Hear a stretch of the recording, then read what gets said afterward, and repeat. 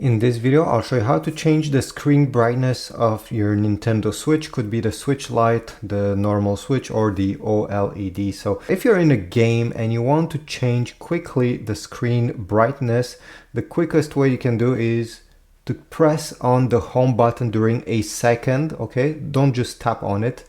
Just press 1 second like this until you see this menu appearing on the right side. And from here, you can simply drag the first slider, which is the screen brightness. So you can do this even if you're in a game or an app. And over here you also have the volume if you didn't know about that. The other place you can change the screen brightness is to go on the main menu screen of your Switch, go into the settings over here, system settings. And on the left side over here, you're gonna have screen brightness. By clicking here, you'll be able to drag up and down and change this as you wish. Now, if you have a Switch OLED or the regular Switch, you'll also be able to put the screen brightness in automatic mode.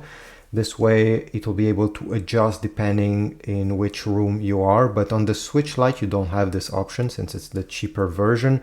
You have to adjust it manually the way I showed you. So this is it. Please leave a comment if my video was helpful, leave a like, subscribe, and I'll see you in the next video.